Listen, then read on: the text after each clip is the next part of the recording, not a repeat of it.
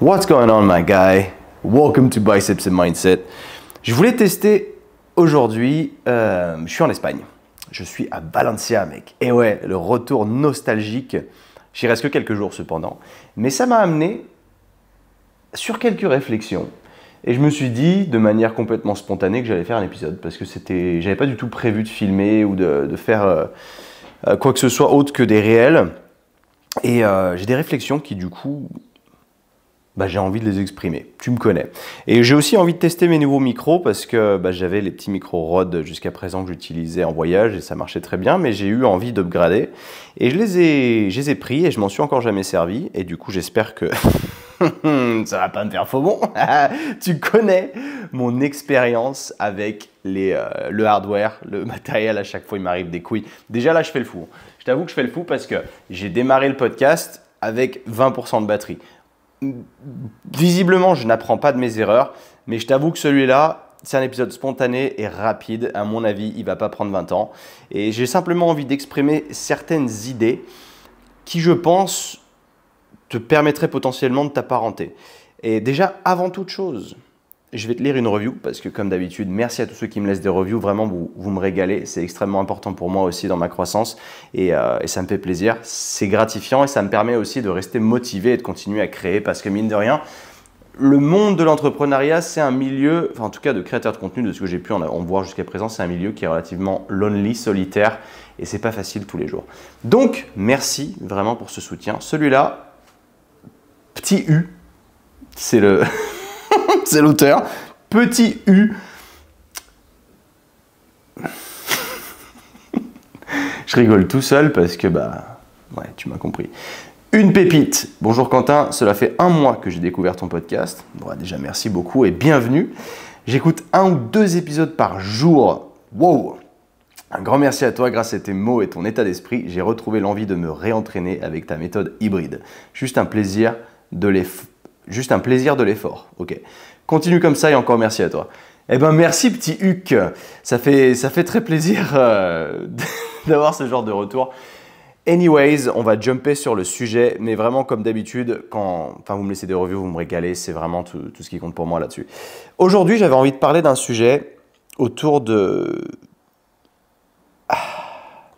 la frustration. Et la frustration, c'est une saloperie. Et quand ça prend contrôle de ton cerveau, ça devient extrêmement compliqué. Tu vois, comme je te le disais, quand tu es dans un environnement où tu as envie de développer un truc, parce que quand tu chopes un job, admettons, tu veux être employé, et il n'y a rien de mal à ça encore une fois, l'entrepreneuriat, ce n'est pas pour tout le monde, le salariat, pardon, ce n'est pas pour tout le monde non plus. Ce qui fait que c'est là où vraiment il faut faire la différence, parce qu'il y a des pour et des contre dans les deux sens. Moi, je sais que je suis un très mauvais employé, j'ai été très mauvais dans le salariat, de par mon problème avec l'autorité, j'ai toujours voulu faire ce que je voulais en fait. Et le problème, c'est que maintenant, je suis dans une situation où je fais ce que je veux, mais il faut créer quelque chose à partir de ça. Et quand tu fais ce que tu veux, tu as toujours ce challenge de te dire, ok, maintenant, what's next? Quelle est la prochaine étape? Il faut tout mettre en place pour pouvoir savoir où tu vas en fait. Parce que quand tu es salarié, tu as quelqu'un qui te guide au-dessus de toi et c'est ce qu'on t'apprend à l'école. Même quand tu vas à l'école, tu es guidé par ton prof qui t'amène le curriculum et les choses à faire. Et quand tu sors de tout ça, tu sors du cadre complet du salariat, tu n'es plus dans cette situation-là. Ce qui fait que tu dois te démerder pour toi-même devenir ton propre guide. Et ce n'est pas évident. Et ce qui fait que ça amène souvent à la frustration dans le sens où moi, pour prendre des repères, je vais avoir cette fâcheuse tendance, malgré le fait que je sache qu'il ne faut absolument pas le faire, à me comparer aux autres. Et ça, c'est une catastrophe parce que tu vois, je viens de lire le bouquin en plus, les 12 Rules for Life, donc les 12 lois pour une vie de Jordan Peterson.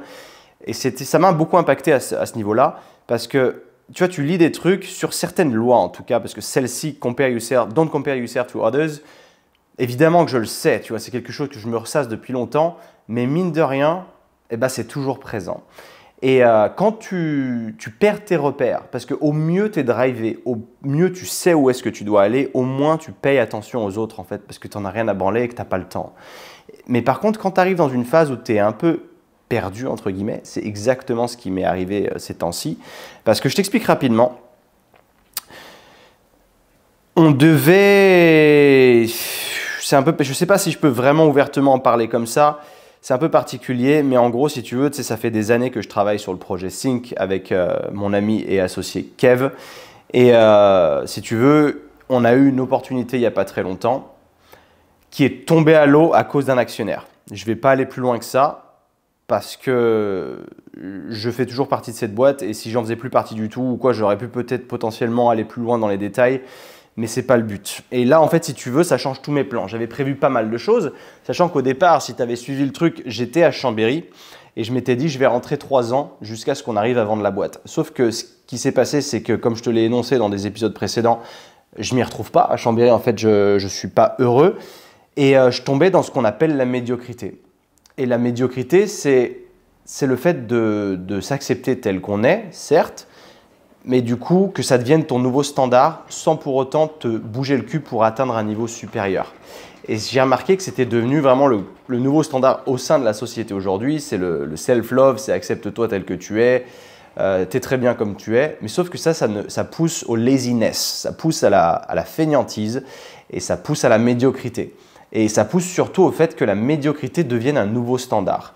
Et ça ne me va pas. Et en fait, si tu veux, le fait d'être rentré à Chambéry et de ne pas être entouré, donc j'ai eu cette tendance à la fois donc, à me comparer aux autres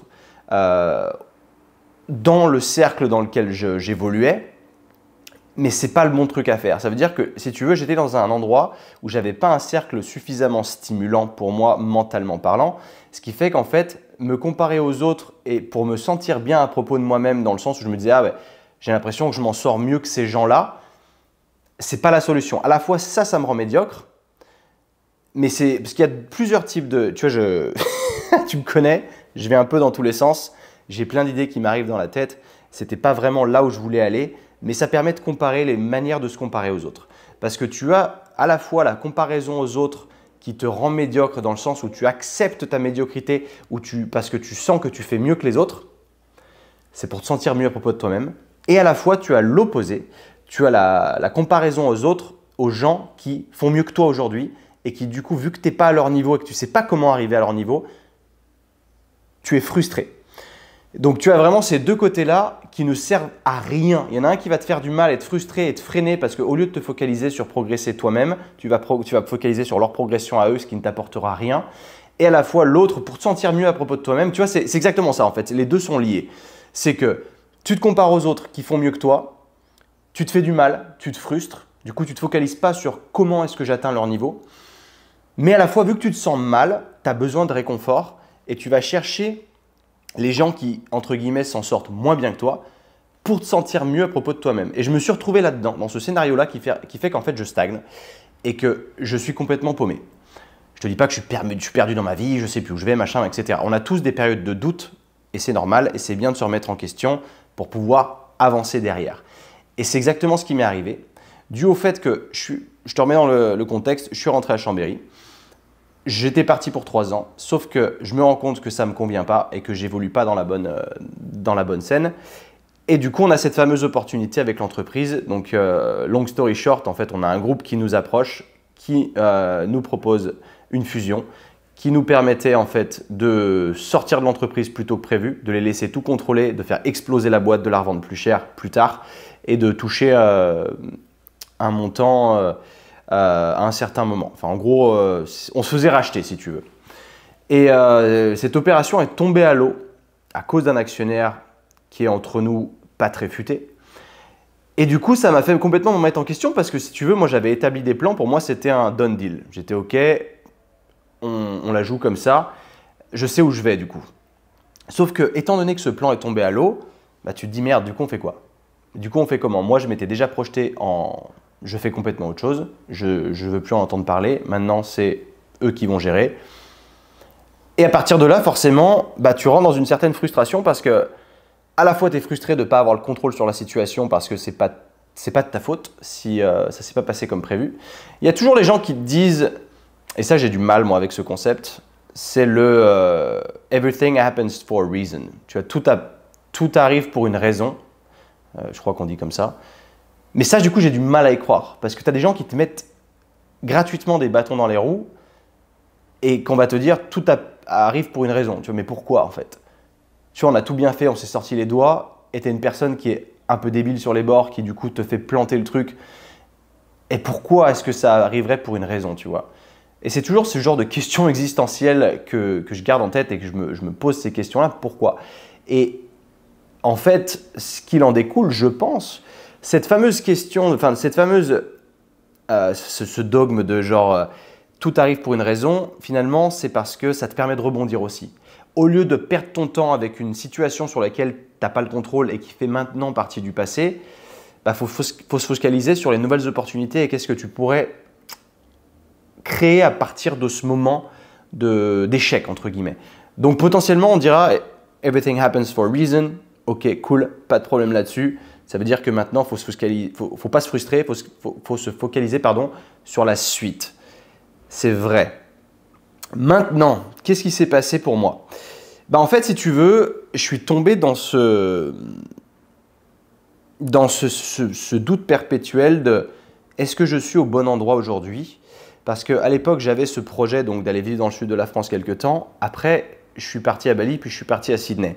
Et le fait d'être parti à Sydney, comme je te l'ai dit dans un des épisodes précédents du moins, parce que je ne sais pas quel numéro là ce sera aujourd'hui, eh ben, j'avais besoin de ce drive, d'aller chercher un drive supplémentaire que j'estimais ne pas trouver en France. Mais ça, c'est personnel. Ça ne veut pas dire que la France est nulle, c'est pas là où il y a du drive. C'est purement personnel dans le sens où est-ce que tu sens que tu appartiens à cette situation aujourd'hui? Am I where I belong? Tu vois, where I'm meant to be. Tu vois ce que je veux dire? Est-ce que c'est là où je dois être aujourd'hui? Et le fait de se remettre en question comme ça, bah à la fois c'est intéressant, je dirais, sur un plan de croissance, mais quelque part, je suis un putain de philosophe, c'est n'importe quoi.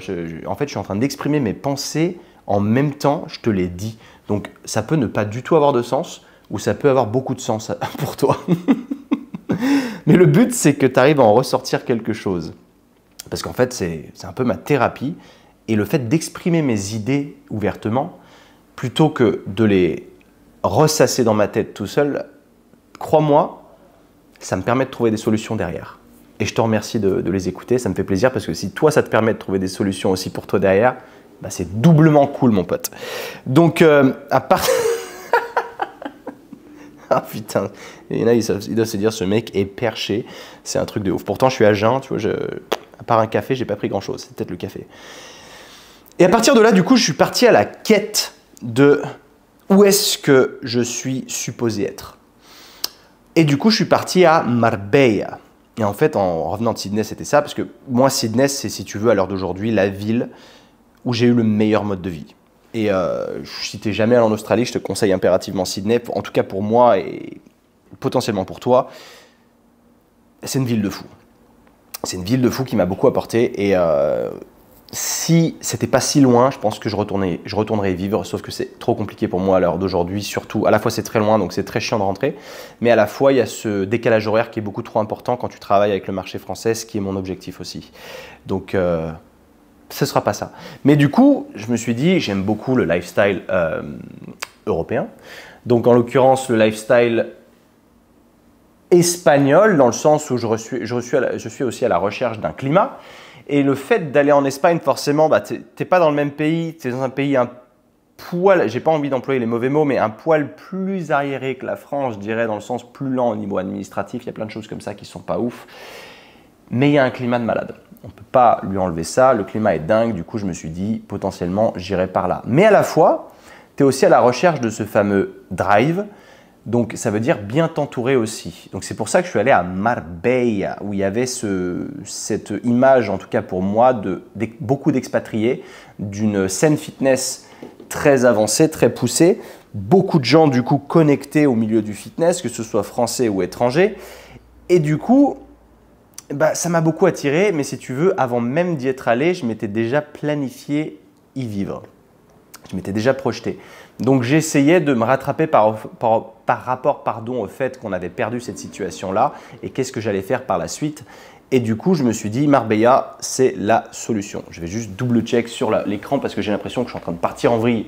Et combien il me reste de pourcents de batterie? Il me reste 13%. Ça, c'est pas le bon plan, ça. Tu connais, c'est pas le bon bail. C'est pas le bon bail, ça descend trop vite. Mais et derrière, du coup, je vais à Marbella et en fait, si tu veux, je te fais pas un grand descriptif, mais j'ai pas kiffé. J'ai pas kiffé, je pensais vraiment que je kifferais. Mais pour t'en parler très rapidement, moi j'aime beaucoup le city vibe en fait, où tu peux aller te balader en ville, découvrir des choses en étant à pied, ce qui est purement européen d'ailleurs, parce que ce soit en Australie ou aux États-Unis, tu te balades en voiture tout le temps parce que c'est tellement grand et espacé que tu as besoin de prendre ta voiture pour aller d'un point à un autre, etc. et de bouger en voiture à chaque fois. Et c'est pas ça que je recherche. Et en fait, Marbella, c'est ça. C'est que des petites villes qui sont espacées. C'est pour ça aussi qu'on l'appelle la Californie européenne. Et je ne m'y suis pas retrouvé là-dedans. J'ai pas aimé parce que tu es tout le temps sur la route, il y a beaucoup de trafic. La vie est relativement chère si tu veux, mais ça à la limite c'était pas vraiment le point de blocage. Les gyms sont incroyables, donc vraiment les salles de sport sont folles. J'ai pu connecter avec Rob Lipsett d'ailleurs parce que j'allais au même gym que lui, et puis le gars avec qui j'étais, donc mon coloc australien, il s'avère qu'il le connaît et du coup on a pu discuter un peu et c'était cool. Et là c'est là où tu te dis ah ça me chauffe parce que c'est le genre de mec qui évidemment il successe, enfin il a beaucoup de succès dans sa vie, tu vois, et tu te dis si je me rapproche de ce genre de cercle, ça peut grandement m'aider. Sauf qu'à côté de ça, le mode de vie ne me convenait pas parce que c'est les seuls endroits où j'ai trouvé où tu pouvais vraiment te balader, c'est Puerto Banús et en fait c'est Saint-Tropez bis. Et moi, c'est purement personnel et subjectif, mais je déteste ça. Tout ce qui est Saint-Tropez, je n'aime pas parce que pour moi, c'est que du show-off. C'est que du show-off money. Même si j'étais riche, tu vois, je ne ferais pas ça. Se balader en Ferrari, en Lamborghini, ce que tu veux, pour montrer que tu as ce type de voiture et faire des tours de pâté de maison juste pour montrer que tu as ça et être entouré que de gens comme ça ne m'intéresse pas. Je déteste cet aspect superficiel et du coup, je ne veux pas m'apparenter à ça et je ne veux pas côtoyer ça au jour le jour, tu vois. Et du coup, je me suis dit, c'est pas la bonne place pour moi. Et c'est là où du coup, dans ma tête, tout est parti en vrille parce que je me suis dit, attends, j'avais planifié ça. Et en fait, c'est quand on t'enlève ta structure. C'est pour ça que je stresserai jamais assez l'importance d'avoir une structure dans ta vie. Parce que sans structure, tu pars en vrille et tu fais n'importe quoi. Et du coup, tu perds pas mal de temps et potentiellement pas mal d'argent. Et tu n'avances pas, si tu veux. C'est là où tu te complais dans ta médiocrité. Parce que étant donné que tu ne trouves pas ces solutions pour devenir meilleur, tu te complais dans ce que tu as à l'heure d'aujourd'hui. Et tu acceptes ce niveau de médiocrité, en fait, ça devient ton standard. Et ça, c'est important. Et du coup, c'est là où on en arrive aujourd'hui à don't compare yourself to others, parce que quand tu commences à te sentir un peu perdu, il y a ce problème qui va arriver, c'est que tu vas te comparer aux autres. Et moi, ça m'est arrivé il n'y a pas trop longtemps. Et en fait, la frustration, il faut savoir que c'est une émotion qui n'est pas l'émotion, enfin c'est une émotion première, mais qui en cache d'autres. Et ça, j'ai mis du temps à le comprendre. Et quand on dit « je suis frustré », en fait, être frustré, ça veut tout et rien dire. Parce que la frustration, derrière, il peut y avoir une question d'incompétence, dans le sens où je me sens incompétent, je me sens imposteur, genre je ne mérite pas ce que je fais aujourd'hui ou ce que j'ai aujourd'hui. Il y a la honte derrière de se sentir de ne pas être à la hauteur. Et c'est intéressant, tu vois, d'aller creuser dans ces émotions qui en découlent derrière. Et il s'avère que pour moi, personnellement, cette frustration, tu vois, le fait de ne pas réussir à trouver ce fameux endroit où j'ai envie de vivre, parce que tu l'as compris et tu l'as vu, tu vois, Bali pour moi était une énorme frustration parce que j'avais de grandes attentes. Et au plus tu as de grandes attentes et au moins ça les rend, quand tu y arrives, ça ne rencontre pas tes attentes, au plus tu es frustré, au plus tu as la haine en fait. Et moi, Bali, ça a été ça. Et tu vois, je connais des gens qui y vivent et qui me disaient « Putain, tu y vas fort quand même sur Bali. C'est quand même, moi, j'aime bien, je vis ici, c'est cool. » Et je le conçois totalement. Encore une fois, c'est un avis qui est totalement subjectif et qui a été aussi, qui découle d'une très mauvaise première expérience. Et cette première expérience, j'ai vérifié combien j'ai de batterie encore. Et 10%, putain, j'ai vraiment peur en vrai. J'ai vraiment peur, je t'avoue. Franchement, c'est ce que je vais faire. Je vais couper et remettre. Comme ça, au moins, je suis sûr que je ne perds pas au moins cette partie-là, mon ami. Mon pote, il vient de se passer un truc de ouf. Il paraît que... il semblerait que j'ai prédit le truc. Et je suis très content de moi. Parce que je t'ai dit, je pense qu'on va couper là et on va réappuyer sur le bouton et on verra. Comme ça, on est sûr de rien perdre. Et il s'avère que cette fameuse batterie, en fait, vers 8%, elle s'arrête. Et crois-moi, quand je te dis que j'ai appuyé sur le bouton, il était 9% et que j'ai commencé à parler sur le deuxième clip et que la caméra, elle s'est éteinte. À 30 secondes près, gros, on était mort et j'aurais pété un câble. Et encore une fois, je me serais frustré. On va respirer un coup. Mais je t'avoue que là, je l'ai échappé belle et ça fait du bien. Et je ne sais plus exactement ce que je disais, mais... Damn, son. J'étais en train de te dire, oui, c'est ça, le podcast. Le podcast, pour moi, c'est devenu un devoir de le faire de manière hebdomadaire parce que c'est un peu la seule vraie structure au sein de mon travail qui me reste aujourd'hui avant que je me reprenne et que j'arrive vraiment à déterminer là où je veux aller et comment je veux y aller. Le podcast, c'est ce qui me permet d'être assidu. Et le podcast, crois-le ou non, c'est la seule chose sur laquelle je ne me compare à personne. Et mine de rien, c'est le truc dans lequel je m'épanouis le plus parce que j'arrive à ne pas me comparer avec qui que ce soit là-dedans. Parce que tu pourrais te comparer avec des gens qui forcément ont une audience préexistante sur YouTube et qui derrière vont faire beaucoup plus d'écoute en y mettant 2 fois moins d'efforts que toi. Ouais, mais c'est encore une fois, c'est pas ton problème, ça aide pas ton podcast à croître. Et du coup, quelque part, le fait qu'ils aient une audience existante, ils le méritent aussi, tu vois. Donc, quelque part, j'ai absolument rien à dire là-dessus. On avance chacun sur un chemin différent et c'est ça qu'il faut garder en tête absolument et absolument. Parce que le problème, il vient de là. C'est qu'une fois que tu perds ta structure, tu perds pied. Donc, le fait de devenir frustré, quand ça arrive, comment te dire? Comment est-ce que j'exprime cette idée? Cette fameuse frustration, comme je te disais, elle veut tout et rien dire. Il en découle plusieurs émotions derrière. Mais la plupart du temps, c'est de la jalousie.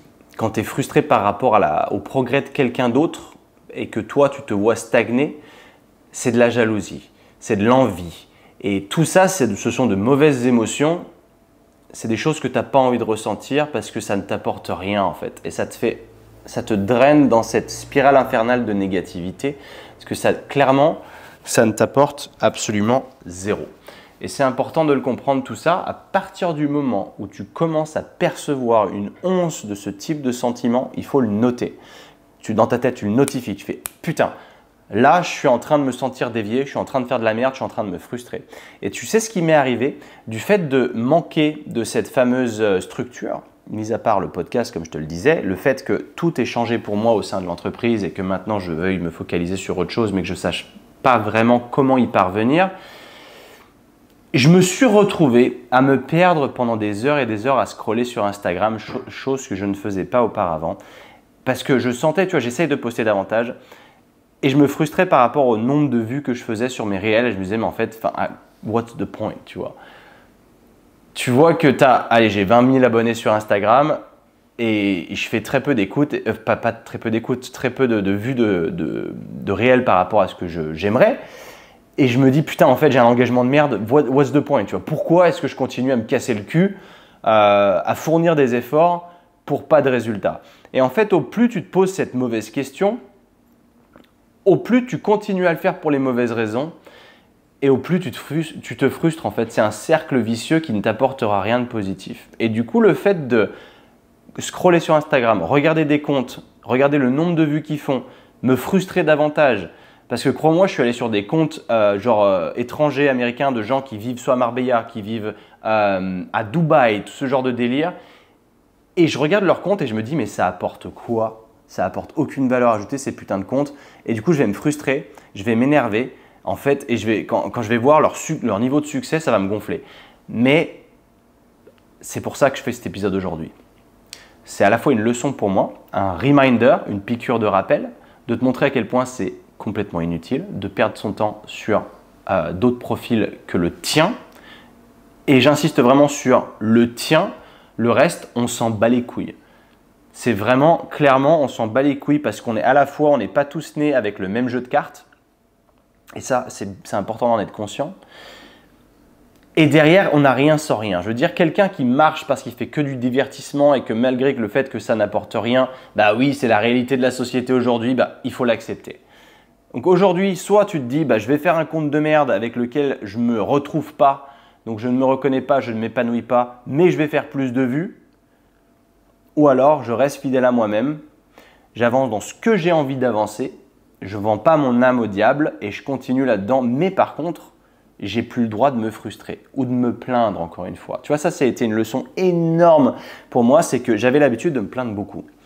Et je suis vraiment en train de te faire plein de confessions aujourd'hui, mais je trouve que c'est important de le dire parce qu'on reste des humains et que c'est parce que tu vois les paillettes sur les réseaux sociaux qu'il faut croire que tout le monde est comme ça dans la vraie vie.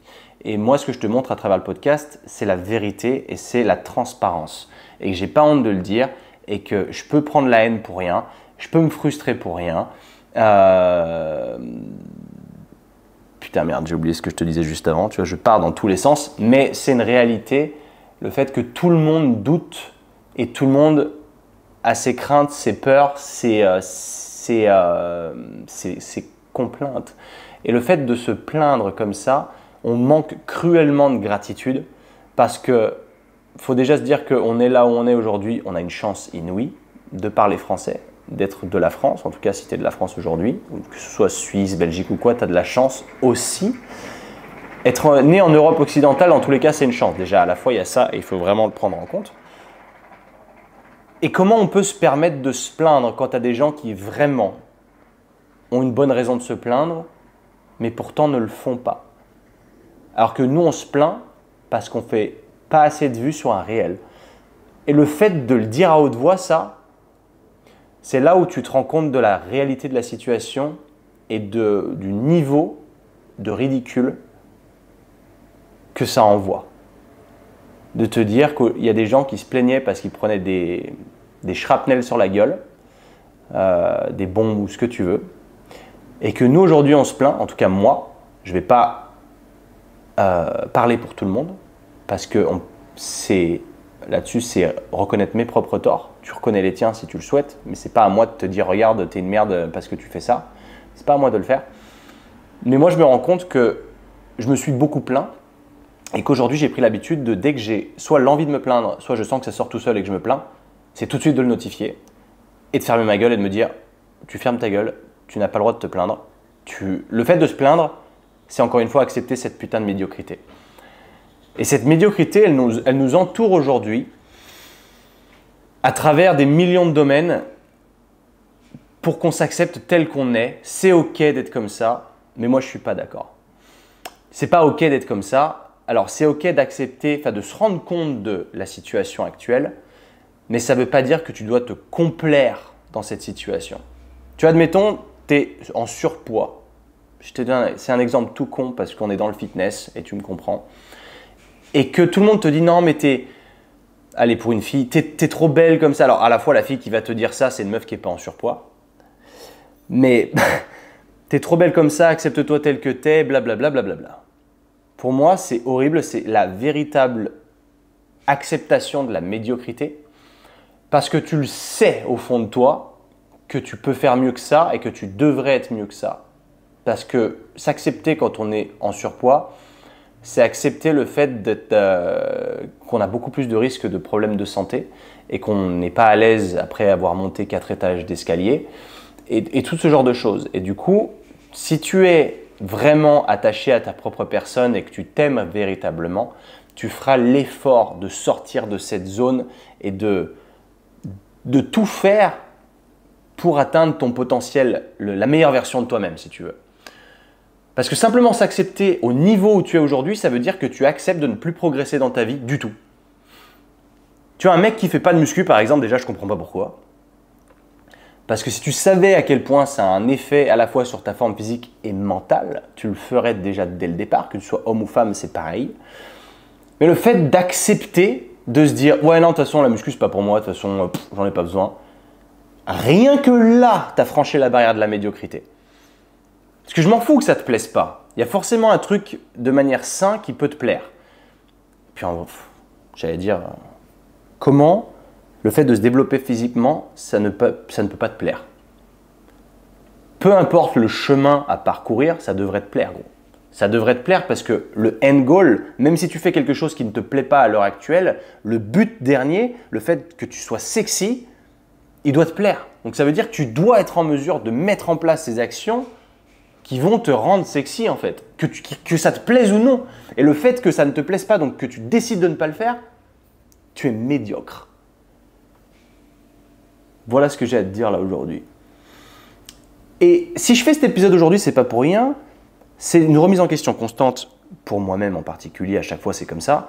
C'est parce que ça veut dire que moi aussi je suis rentré dans cette médiocrité. Le fait de se comparer aux autres, c'est médiocre. Le fait de se plaindre, c'est médiocre. Le tout, c'est d'être conscient de la situation et de tout faire pour s'améliorer. Et le problème, il a été là pour moi. C'est le fait d'être perdu, d'essayer de retrouver pied en fait, de retrouver une structure, parce que forcément la vie t'offre des évolutions et quand tu as la même situation toute ta vie, il n'y a pas eu d'évolution, donc tu es quelque part dans une certaine médiocrité, mais au moins tu es stable. Très bien. Moi aujourd'hui je suis instable, mais je recherche absolument à tout prix de sortir de cette médiocrité et du coup de m'aligner avec le fait de vouloir atteindre la meilleure version de moi-même. Et c'est le cas. Et c'est pour ça que je fais ces remises en question constantes. Mais le fait de se comparer aux autres, ça vaut rien. Parce que, et en fait, c'est même pas ça, c'est que ça n'a aucune pertinence. Ça n'a aucune pertinence parce qu'on n'est pas tous partis du même niveau. Et que même si tu as un frère jumeau et vous aviez tout fait, tout pareil, sauf que lui, il explose et pas toi, mais bah, du coup, c'est là où il faut se remettre en question, de se dire, ok, voilà pourquoi je vais prendre exemple sur lui plutôt que de me comparer à lui. Parce que se comparer, c'est se faire du mal. Et crois-moi, ça m'est arrivé il y a pas, c'est même pas il y a pas longtemps. Si je fais ce message aujourd'hui, c'est parce que ça m'impactait tellement, que je perdais tellement mon temps à me comparer aux autres, qu'il fallait faire quelque chose. Il y a un moment, il fallait réagir parce que je ne pouvais plus me complaire dans cette médiocrité. Parce que ce que je me disais, ce que j'ai fini par me dire, c'est non, mais regarde tout ce que tu as fait, c'est quand même vachement bien. T'as pas à avoir honte par rapport à ces gens qui réussissent mieux que toi. T'es loin d'être pourri aussi. Alors oui, c'est bien, c'est un pep talk, tu vois, mais je devrais pas avoir besoin de ça. Parce que là, en faisant ça, c'est que je me rassure dans ma médiocrité, encore une fois. Et ça, je peux pas l'accepter. Et du coup, mon message aujourd'hui pour toi, il est là. C'est peu importe l'envie que tu aurais de te comparer aux autres, ça n'a aucune pertinence. Par contre, j'insiste bien là-dessus, parce que tu as plein de gens qui vont dire ah, « je m'en bats les couilles des autres, machin, moi je fais ma life et puis voilà ». C'est genre la compétition. Tu sais, quand tu fais de la compète, quand tu joues un sport ou autre, moi je suis pas là pour compete. Tu vois, la friendly, ça j'en ferai un épisode. J'en ferai un épisode de ça. Putain, je viens d'avoir une idée. C'est donc là je vais pas rentrer dans les détails du tout, mais je rentrerai dans les détails dans un prochain épisode parce que ça me chauffe là d'un coup, j'ai envie. Les médailles de participation, par exemple, où je ne suis pas là pour faire de la concurrence, je ne suis pas là pour faire de la compétition. Ça aussi, mon pote. Oh là là là là, il y a un sujet là. On est en train d'ouvrir un sujet, la boîte de Pandore là, mon pote. Mais en gros, tu m'as compris. Je pense que je vais m'arrêter là parce que je suis vraiment en train de trop m'étaler et que j'ai pas envie que ça fasse pas sens. Je pense qu'il y a une idée quand même première qui est importante parce que souviens-toi toujours de te comparer à toi-même, la personne que tu étais hier et où est-ce que tu as envie d'aller. Ça veut dire qu'il faut déterminer tes objectifs, déterminer le plan d'action de comment j'y vais jusque là-bas. Tu vois, je suis en train de lire un livre en ce moment, c'est celui-là, The One Thing. Et il m'a aussi ouvert les yeux sur ça, c'est que j'essayais de faire trop de choses à la fois. Et en essayant de trop faire de choses à la fois, on ne fait rien. Du coup, il faut se focaliser sur une seule chose à la fois, mais surtout une tâche. Tu vois, tu as la grande chose, tu vois, on va dire ton objectif, c'est ça.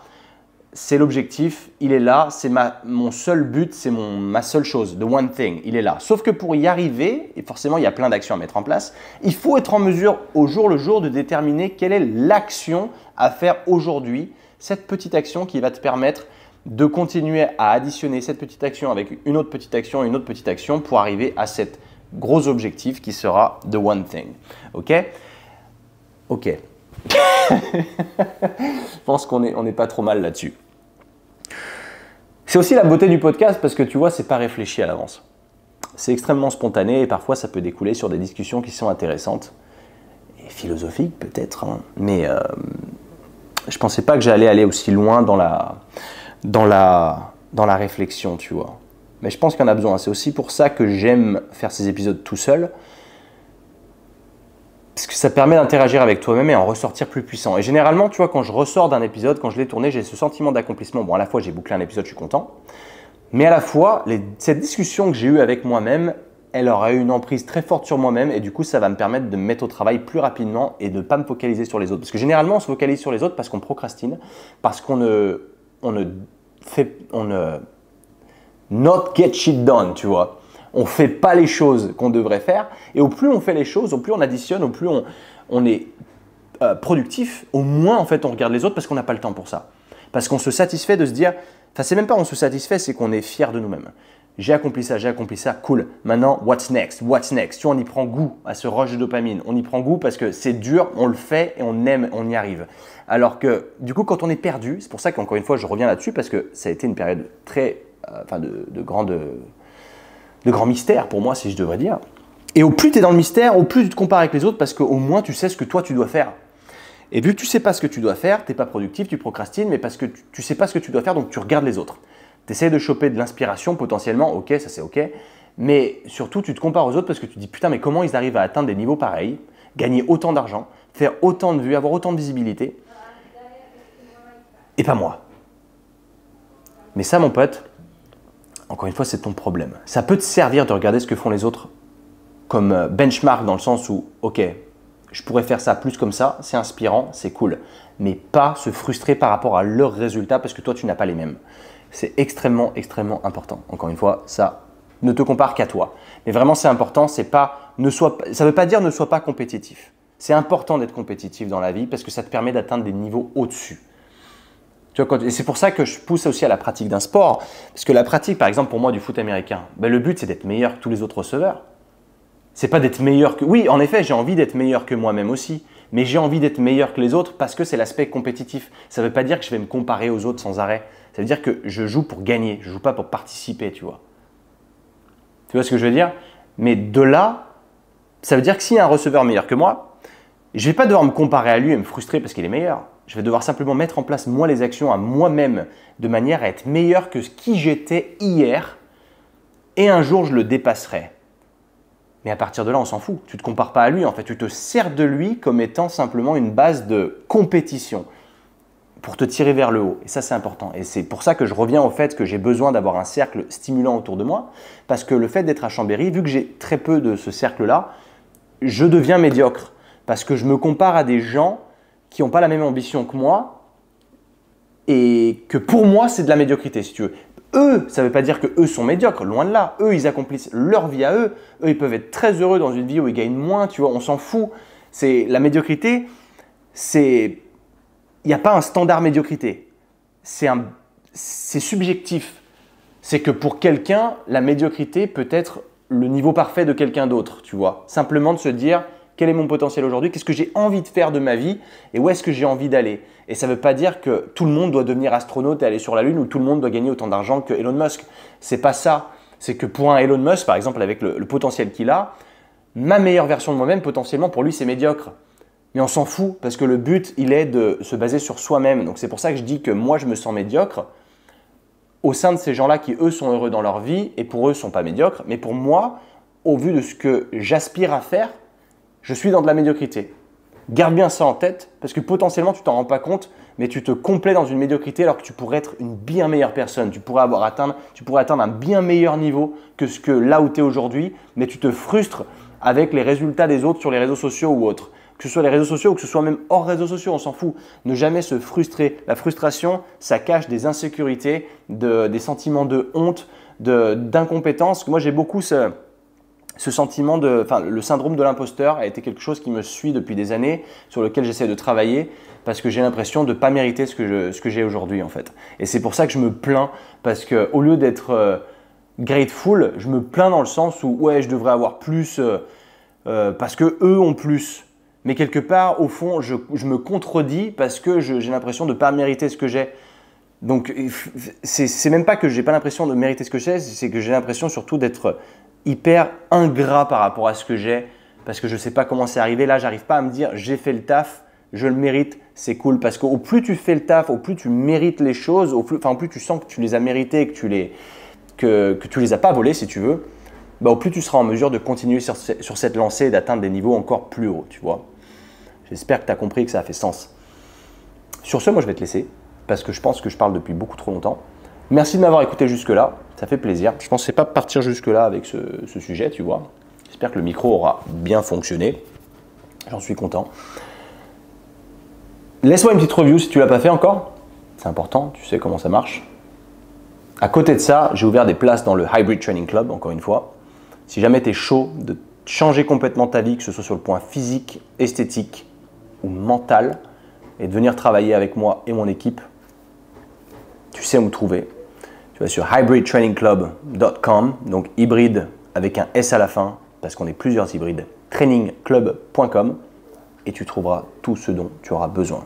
C'est la seule pub que je peux te faire parce que je ne fais pas de placement de produit et que je préfère te parler de quelque chose que j'ai fondé et en quoi j'ai confiance et en quoi je crois pleinement. Merci de m'avoir écouté jusque-là. Prends soin de toi, sois fort, ne sois pas médiocre, ne te compare pas aux autres. Compare-toi à qui tu étais hier et deviens meilleur que cette version-là. Let's get it, man. À plus.